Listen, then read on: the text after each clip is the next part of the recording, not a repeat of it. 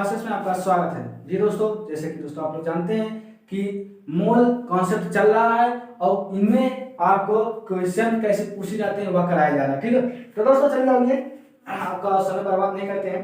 तो आप समझ गए होंगे अभी तक कि मोल से कैसे आ सकते हैं प्रश्न।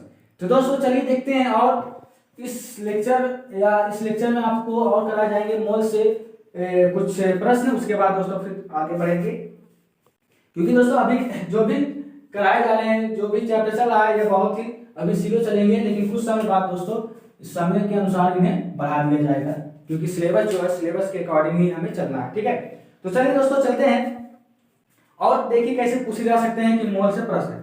यदि दोस्तों आपसे क्योंकि सवाल किया जा रहा है, तो दोस्तों क्वेश्चन नंबर 1 कैसे आ सकते हैं, तो देखिए दोस्तों, यदि आपसे कहा जाए कि 6.023 पूरे 10 की घात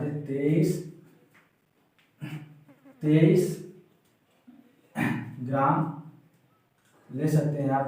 23 ग्राम मान लीजिए ऑक्सीजन। ठीक, 23 ग्राम ऑक्सीजन में कितने परमाणु होंगे। ठीक, कितने परमाणु होंगे। तो दोस्तों आपसे पूछा जा रहा है परमाणु की संख्या। आपको दे रखा है क्या, आपको दे रखा है कि इतने ग्राम में। अब कुछ भी दे रखा है आपसे, इससे मतलब नहीं है, तो आपको बस सिर्फ चलना क्या है, करना है आपको बस सिर्फ पकड़ना क्या है, बात किसका हो रहा है, ऑक्सीजन। बस आप ऑक्सीजन समझ गए, उसके बाद अपना इक्वेशन लिखिए, उसके बाद फिर चलते हैं आगे। आप इक्वेशन जानते हैं तो वही लिखना आपको। एक मोल ऑक्सीजन में कितने परमाणु होते हैं, तो आप जानते हैं 6.023 गुणे 10 की घात 23 परमाणु। 23 परमाणु क्या, 23 परमाणु ऑक्सीजन। ठीक, अब 23 परमाणु ऑक्सीजन का भार कितना होता है, आप जानते हैं कि इसका होता है 8, तो 8 गुना 16, तो 8 गुना 16 ग्राम ऑक्सीजन। ठीक, बस इतना आपको काम करना है। इतना जो काम कर लेंगे तो समझ लीजिए कि मोल से सवाल लगा देगा।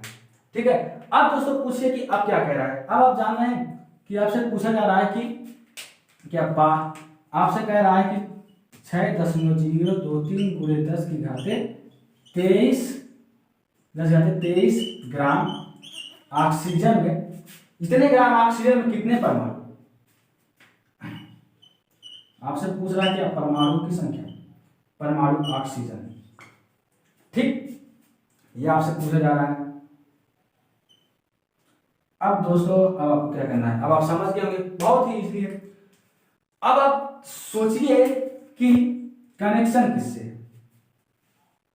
कनेक्शन किससे है, तो कनेक्शन आप देख रहे हैं, कनेक्शन है ग्राम और परमाणु से, ग्राम और परमाणु से। आपको क्या कह रहा है, आपको कह रहा है कि हम भाई ग्राम दे रहे हैं, आप इनमें परमाणु बताइए, तो आपको परमाणु बताना है, तो कुछ करना नहीं है। 16 ग्राम ऑक्सीजन में, बस ऐसे ही आपको लिखना, 16 ग्राम ऑक्सीजन में कितने परमाणु हैं, 6.023 गुणे 10 की घात 23 परमाणु, 23 परमाणु ऑक्सीजन। ठीक है, क्योंकि 16 ग्राम ऑक्सीजन में इतने परमाणु हैं, तो 1 ग्राम ऑक्सीजन में कितने होंगे। 1 ग्राम ऑक्सीजन में आप जानते हैं कि डिवाइड हो जाएंगे भाई, 6.023 गुणे 10 की घात 23 परमाणु ऑक्सीजन में क्या हो जाएंगे भाई, डिवाइड हो जाएंगे, 16 हो जाएगा। ठीक, इस प्रकार। अब आप क्या करेंगे, अब आप जानते हैं कि यदि 1 ग्राम ऑक्सीजन में इतने परमाणु हैं, क्योंकि हमें 1 ग्राम से तो मतलब नहीं है, हमें मतलब है कितने ग्राम से, क्योंकि आपने तो अभी तक 1 ग्राम निकाल लिया, पूछ रहा है कि इतने ग्राम ऑक्सीजन में कितने परमाणु होंगे, तो करना क्या है, यदि 1 ग्राम में इतने, तो इतने ग्राम में डिवाइड हो जाएंगे, 6.023 गुणे 10 की घात 23, 10 ग्राम ऑक्सीजन में आप जानते हैं डिवाइड हो जाएंगे 6.023 गुणे 10 की घात 23 इंटू 6.023 गुणे 10 की घात 23 परमाणु ऑक्सीजन और डिवाइड बाई 16। ठीक, सोच रहे कैसे? तो आप जानते हैं यदि 1 ग्राम ऑक्सीजन में इतने परमाणु, यदि 1 ग्राम ऑक्सीजन में इतने परमाणु, तो इतने ग्राम ऑक्सीजन में कितने होंगे? डिवाइड हो जाएंगे। यदि हम बात करें एक पेन की कीमत 5 रुपए है, वहीं पर 1 ग्राम ऑक्सीजन की कीमत इतने है, तो इतने की कितना हो जाएगा? यदि 5 का इतना है, 1 का इतना है, तो 5 का गुणे हो जाएंगे 25। तो सेम इसका भी वही हाल होगा। अब क्या होगा? आप देखें कि दोनों क्या वर्ग है, तो दोनों को आप कर दीजिए वर्ग, आप इन्हें सरल कर लीजिए और सरल जो करेंगे आपको जो मिलेगा वही आपको क्या हो जाएगा? वर्ग करने के बाद 16। इतने परमाणु आपको ऑक्सीजन मिलेंगे। कितने में? इतने कार्बन ऑक्सीजन, इतने परमाणु आपको क्या मिलेंगे? ऑक्सीजन। ठीक, तो दोस्तों बात समझ में आ गया आपको? क्या दे रखा था आपको? यह ग्राम का कनेक्शन था परमाणु से, क्योंकि कनेक्शन आपको समझ आ रहा है। एक बार फिर से आपको रिवाइज कराते हैं, उसके बाद और भी क्वेश्चन बताते हैं। ठीक है, तो देखिए दोस्तों, आपको दे रखा था कि इतने ग्राम ऑक्सीजन में कितने परमाणु होंगे। तो आपको कुछ नहीं करना है, आपको बस सिर्फ समझना क्या कि दे क्या रखा है? ऑक्सीजन। बात हो रहा है ऑक्सीजन का, तो आप अपना क्या मोल इक्वेशन लिखिए। मोल इक्वेशन इसे जानते हैं आप क्या कहते हैं? मोल इक्वेशन। आप मोल इक्वेशन लिखिए। मोल इक्वेशन में बात हो रहा है ऑक्सीजन का, तो 1 मोल ऑक्सीजन तो इतने परमाणु और इतने ग्राम ऑक्सीजन। अब आप कनेक्शन कीजिए कि क्या रहा है। अब कनेक्शन की बात किए दोस्तों, तो आप देख रहे हैं कि यहाँ पर इतना कार्बन दे रखा है, मतलब इतना परमाणु ग्राम ऑक्सीजन जो है वह इतने परमाणु ऑक्सीजन से कनेक्टेड है, क्योंकि इतना आपको दे रखा है और इतने आपसे पूछ रहा है। मतलब ग्राम दिया है, परमाणु पूछ रहा है, ग्राम दे रखा है, परमाणु पूछ रहा है। तो आप समझ गए जो कनेक्शन है वह ग्राम और परमाणु से ही कनेक्शन है। कनेक्शन ही मेन है। आप कनेक्शन समझ गए तो हर चीज समझ जाएंगे। अब दोस्तों बात करें, अब आप देख रहे हैं कि 16 ग्राम ऑक्सीजन में इतने परमाणु हैं। ठीक, अब वहीं पर हम कहें कि 1 ग्राम ऑक्सीजन में कितने परमाणु होंगे, तो क्या होंगे? डिवाइड हो जाएंगे 16, इतने परमाणु हो जाएंगे। अब वहीं पर पूछ रहा है कि 1 ग्राम से आपको पूछ नहीं रहा, आपको कह रहा है कि इतने ग्राम में कितने होंगे। यदि 1 ग्राम में इतने होंगे तो इतने ग्राम ऑक्सीजन में इतने हो जाएंगे, डिवाइड हो जाएंगे, क्योंकि आप जानते हैं 1 पेन की कीमत 5, तो 5 पेन की कीमत 5 × 30 25, तो इस प्रकार हो जाएंगे। और दोस्तों आप जानते हैं अब यहाँ पर क्या है? 2 है समान, तो दोनों को वर्ग करेंगे तो इतने आपको मिलेंगे क्या? परमाणु ऑक्सीजन। किसमें? इतने ग्राम ऑक्सीजन में इतने परमाणु ऑक्सीजन आपको मिलेंगे। ठीक, अब दोस्तों आप समझ गए होंगे। अब आप इन्हें सरल करेंगे तो आपका आंसर आ जाएगा, और हालांकि यहाँ पर छोड़ देंगे तो कोई दिक्कत नहीं है। तो दोस्तों इस प्रकार सवाल पूछे जाते हैं आपसे, और बताइएगा कि कैसा लगा आपको ये सवाल, और ऐसे आएंगे सवाल। दोस्तों इन्हें हम इरेज करते हैं। अब देखिएगा जैसे कि और भी सवाल पूछे जा सकते हैं सेम इसी प्रकार से। अब चलिए देखते हैं दोस्तों कि कुछ और कैसे आ सकते हैं सवाल। ठीक है, तो देखिए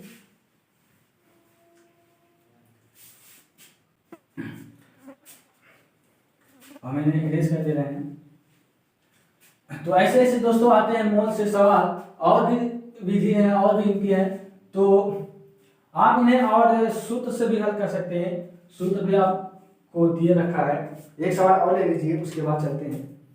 यदि दोस्तों आपसे पूछा जाए कि नेक्स्ट क्वेश्चन में, उसमें दोस्तों आपसे कहा जाए कि आप कुछ भी चीज लीजिए, जैसे यदि हम ले रहे हैं यहाँ पर क्या मान लीजिए 18 ग्राम मान लीजिए हम ले रहे हैं क्या चीज, मान लीजिए नाइट्रोजन ले रहे हैं। ठीक, नाइट्रोजन। अब 18 ग्राम नाइट्रोजन में कितने मोल, इस बार फिर से आपसे मोल पूछा जाएगा, मोल होंगे, क्योंकि जितने बार आप इन्हें रिवाइज करेंगे उतने ही आपको समझ आएगा मोल होंगे।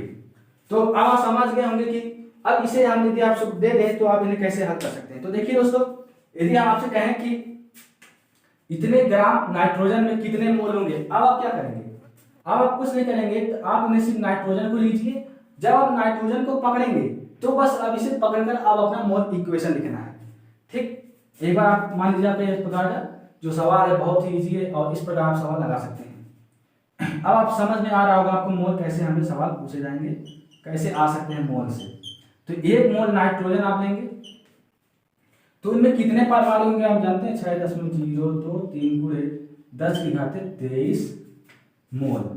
10⁻23 पर क्या यहाँ पर होंगे? परमाणु। ठीक, परमाणु किसके? नाइट्रोजन के। अब उसके बाद पूछा जाएगा, अब इसका आप भार रख सकते हैं। तो नाइट्रोजन कितना होता है? नाइट्रोजन का होता है 7, तो दुगना हो जाएगा कितना? 14। ठीक है, 14 ग्राम नाइट्रोजन। ठीक, इस प्रकार आप इनका लिख सकते हैं इक्वेशन। मोल इक्वेशन आपका हो गया बनकर तैयार। ठीक, जब आप इक्वेशन लिख सकते हैं तो उसके बाद आप अपना सवाल आसानी से लगा सकते हैं। अब दोस्तों क्या है, अब आपने तो यह कॉन्सेप्ट समझ रहे हैं, तो अभी तक देखिए कैसे। अब आपसे दे रखा है कि 18 ग्राम क्या है नाइट्रोजन में कितने आपको 18 ग्राम नाइट्रोजन दे रखा है, उसमें पूछ रहा है मोल। किसके मोल? नाइट्रोजन के। यह चीज आपसे पूछा जा रहा है। अब दोस्तों आप करेंगे क्या? नाइट्रोजन आपको पूछा जा रहा है कि उसमें कितने मोल होंगे यदि हम 18 ग्राम नाइट्रोजन दें, तो उसमें मोल बताइए। तो करना क्या है, कनेक्शन आप समझ गए होंगे अभी तक। ग्राम से कनेक्शन है मोल, ग्राम से कनेक्शन है किससे? मोल से। बस अब कुछ नहीं करना है। अब आप कनेक्शन समझ गए, अब अपना सवाल सरल कीजिए। आप देख रहे हैं कि 14 ग्राम नाइट्रोजन आप ले रहे हैं, 14 ग्राम नाइट्रोजन ले रहे हैं, तो उसमें 1 ग्राम आपको 1 ग्राम क्या मिल रहा है? 1 ग्राम मोल, सॉरी 1 मोल मिल रहा है आपको नाइट्रोजन। कब? जब आप 14 ग्राम नाइट्रोजन लेंगे तो जाकर के आपको मिलेगा क्या? 1 ग्राम मोल मिलेगा भाई, सॉरी 1 मोल नाइट्रोजन मिलेगा। यदि आप बात करें 1 ग्राम नाइट्रोजन में, तो आप क्या कहेंगे? आप कहेंगे भाई हम इन्हें डिवाइड कर दे रहे हैं, इतने मोल आपको मिलेंगे, इतने मोल मिलेंगे। 1 ग्राम जब आप नाइट्रोजन लेंगे तो जाकर के आपको 1/14 मोल नाइट्रोजन मिलेंगे। अब आप जब समझ गए, यदि आप 1 ग्राम नाइट्रोजन लेंगे तो हमें इतना मोल मिलेगा। यदि हम 18 ग्राम नाइट्रोजन लें तो क्या होगा? हम इन्हें क्या कर सकते हैं? डिवाइड 1/14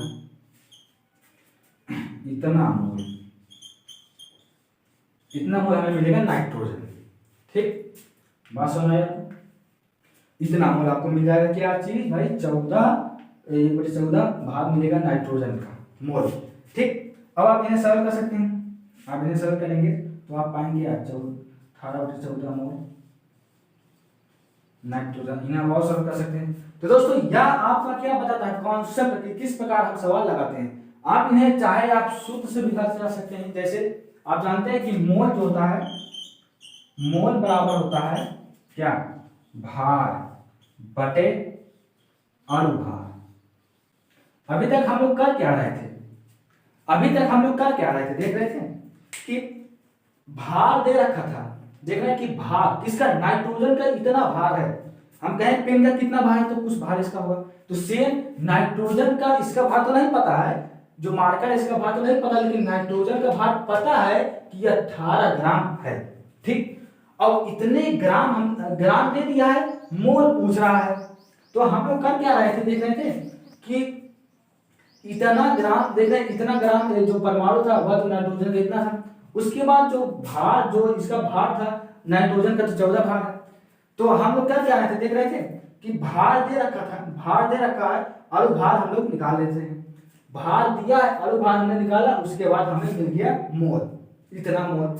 तो वहां पर हम लोग कैसे कर सकते हैं? आप इन्हें और सरल करेंगे तो इस प्रकार आप पाएंगे भार देख रहे दे रखा है 18, तो यहाँ पर 18 अणुभार आप जानते हैं कि नाइट्रोजन का कितना होता है, इसका परमाणु क्रमांक होता है 7 और भार 14। तो आप लिख सकते हैं कितना 14। यह आपको मिलेगा क्या मोल। इस प्रकार आप इन्हें तो इस प्रकार सरल कर सकते हैं आसानी से। लेकिन अब ये पूछा जाए कि ये आया कैसे, तो वह चीज आप बता सकते हैं इस तरह। यह बताता है कॉन्सेप्ट और यह बताता है आपको क्या आंसर। तो अब आपको चाहिए क्या ये आप डिसाइड कर सकते हैं। लेकिन हमारा जो हमारा टारगेट है, वह हमारा टारगेट है कि आपको बेसिक से बताया जाए कि वह चीज आया कहां से। यह चीज आप समझ सकते हैं यहाँ से, और आंसर यदि आपको चाहिए तो आप यहाँ से समझ सकते हैं। ठीक, तो दोनों बातें आप कैसे समझना है ये आप समझ गए होंगे। तो चलिए और भी लगाते हैं आंसर, और भी सवाल लगाते हैं। यदि आपको आंसर ही चाहिए तो आप यहाँ से समझ सकते हैं, तो आपको दे रखा है। लेकिन बहुत लोग नहीं समझ पाते कि आखिर ये आया कहां से, भार बटा अणुभार। तो आप बता सकते हैं भार बटा अणुभार यहाँ से मिला है आपको। इस कॉन्सेप्ट से चलेंगे तो आपको बहुत आनंद भी फील होगा, और आपको हर एक सवाल आप आसानी से कर सकते हैं, जो कि यहाँ से आप बहुत ही आसानी से तो नहीं कर पाएंगे, लेकिन आप करेंगे तो आपको लगेगा कि आसान कौन है, यह है कि यह है। ठीक, तो चलिए और भी क्वेश्चन करते हैं। उसके बाद दोस्तों क्वेश्चन होगा समाप्त, उसके बाद आगे टॉपिक पर चलेंगे नेक्स्ट। और भी टॉपिक उन्हें भी हमें डिस्कस करना है। ठीक है, तो दोस्तों ये सवाल जो पूछे जा रहे हैं ये इजी बहुत है। आप देख रहे हैं कि कैसे, यदि आप लेक्चर वाइज लेक्चर देख रहे होंगे तो आपको समझ में तो आ रहा होगा, यह तो है, क्योंकि बेसिक से आपको बताए जा रहे हैं दोस्तों, और बहुत ही इजी है, कुछ नहीं है दोस्तों, आप किस प्रकार आपको बताया जा रहा है। और दोस्तों जैसे यदि हम बात करें कि और भी क्वेश्चन है तीसरा, उसमें यदि दोस्तों आपको दे दिया जाए जैसे कि CO2 में क्या कार्बन ऑक्सीजन के कितने मोल, कितने मोल हैं, समझ रहे हैं आपको। इधर है कि कार्बन और ऑक्सीजन में, कार्बन और ऑक्सीजन के कितने मोल हैं। नहीं बात समझ आ रहा होगा, देखिए कैसे। यदि हम बात करें CO2, अब इसमें आपसे पूछा जा रहा है कि इसमें बताइए कार्बन और ऑक्सीजन में मोल। तो देख रहे हैं दोस्तों कि जो कार्बन है इसका कितना मोल है, कि एक ही मोल है, आपको मिला है एक, क्योंकि यहाँ पर कितना है, एक है, तो होगा कितना भाई यहाँ पर एक मोल। तो आप देख सकते हैं कि क्या, आप यहाँ पर कार्बन की बात करें पहले, तो यहाँ पर आप देखेंगे कि एक मोल क्या आपका कार्बन है, क्योंकि आपसे सबसे पहले पूछा जा रहा था कार्बन। तो आप देख रहे हैं कार्बन की बात होती है, एक मोल कार्बन है, ठीक, क्योंकि यहाँ पर कितना एक है। उसके बाद ऑक्सीजन की बात है, अब यहाँ पर ऑक्सीजन कितने हैं, 2 है, तो 2 मोल क्या है, ऑक्सीजन। इस प्रकार दोस्तों यह 2 सवाल आप लगा सकते हैं। इस प्रकार भी आपसे पूछे जा सकते हैं प्रश्न। और दोस्तों जैसे आपको दे दिए जाए, ठीक, इन्हें आप यहाँ पर 2 लिख सकते हैं, वो आपके ऊपर है। अब देखिए दोस्तों, देख लीजिए आप किस प्रकार पूछा गया प्रश्न, क्योंकि जो दे रखा है वही चीज आपसे पूछा जाता है। और दोस्तों जैसे हम चौथे सवाल की बात करें, उसमें दोस्तों क्या दिया जाएगा, उसमें आपको दिया जाएगा कि मान लीजिए जैसे C6H12O6 में क्या होंगे, इस यौगिक है बोल सकते हैं आप, या फिर किसी में ऑक्सीजन और कार्बन, या फिर और ले सकते हैं हाइड्रोजन के कितने मोल हैं।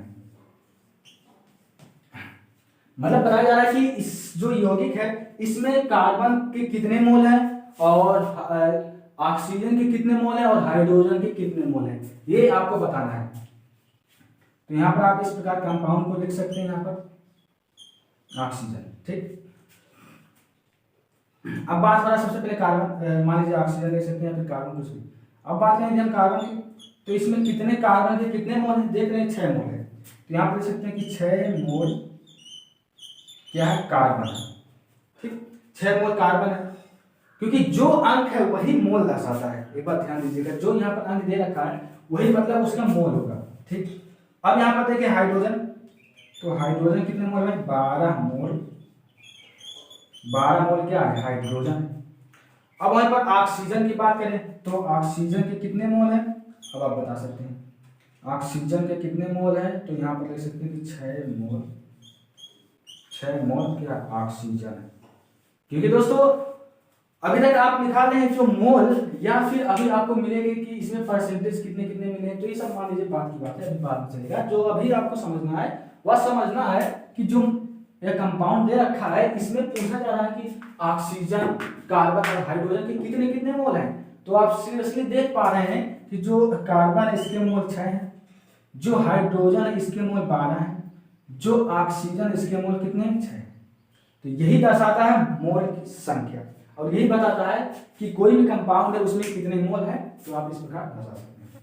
ठीक, ऐसे ऐसे दोस्तों आ सकते हैं क्वेश्चन, और भी पूछे जा सकते हैं, हालांकि और आपको भी बताए जाएंगे। जैसे आप देख सकते हैं दोस्तों, और भी जैसे हम बात करें 5वां क्वेश्चन में, उसमें यदि दे दिया आपको H2 में दे दिया जाए कि ऑक्सीजन व हाइड्रोजन के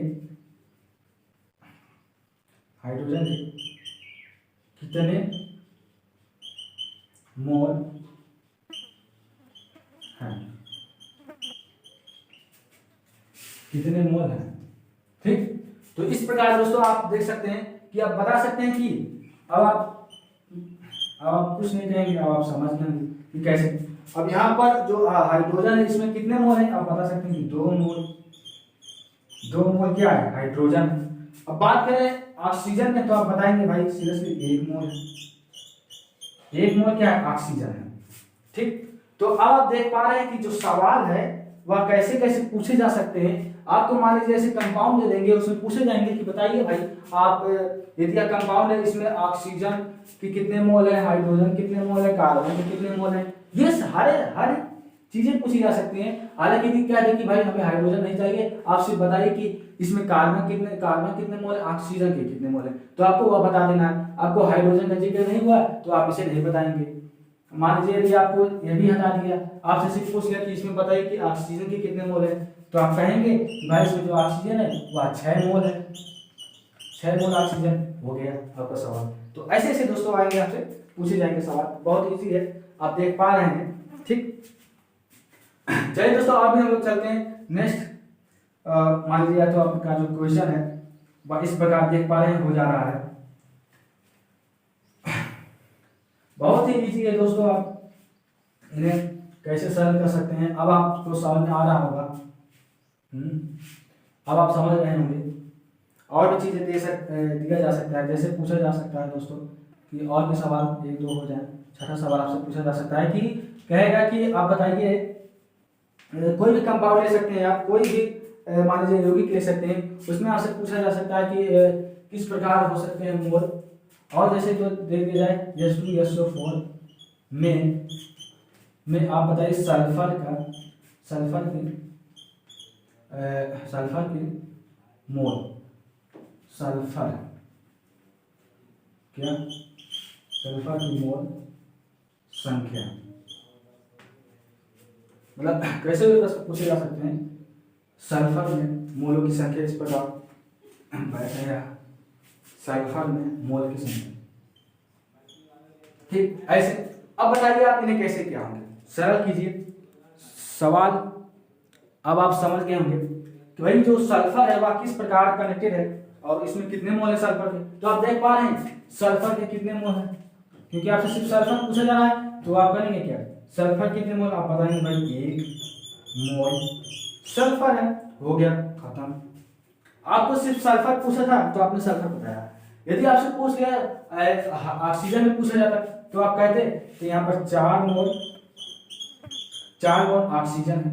यदि आपसे हाइड्रोजन में पूछा जाता है तो आप कहते कि 2 मोल हाइड्रोजन है।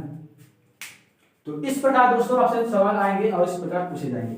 ठीक, बात समझ आई। अब इसके बाद दोस्तों यह जो लेक्चर यहाँ पर समाप्त होता है, उसके बाद दोस्तों अब हम लोग चलेंगे नेक्स्ट वीडियो में, उसमें सीखेंगे हम लोग बेसिक जानकारी कि मान लीजिए यदि कोई भी कंपाउंड इस प्रकार दे रखा है तो उसमें इन लोगों को क्या कर सकते हैं और इनमें कितने अनुपात है, ये सब। अब दोस्तों जो समझने के बाद समझेंगे हम लोग अनुपात के बारे में कि इनमें कितने अनुपात हैं, इनको हम लोग क्या नाम दे सकते हैं।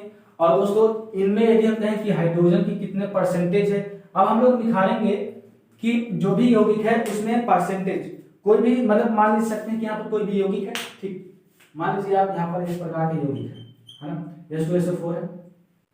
अब ये आपका यौगिक है, अब हम लोग कह सकते हैं कि इसमें बताइए इनका अनुपात। अब आप इनका अनुपात निकाल सकते हैं, यह समझेंगे आप नेक्स्ट वीडियो में। और दोस्तों यह आप समझेंगे कि इन यौगिक है इन्हें हम लोग और क्या नाम दे सकते हैं।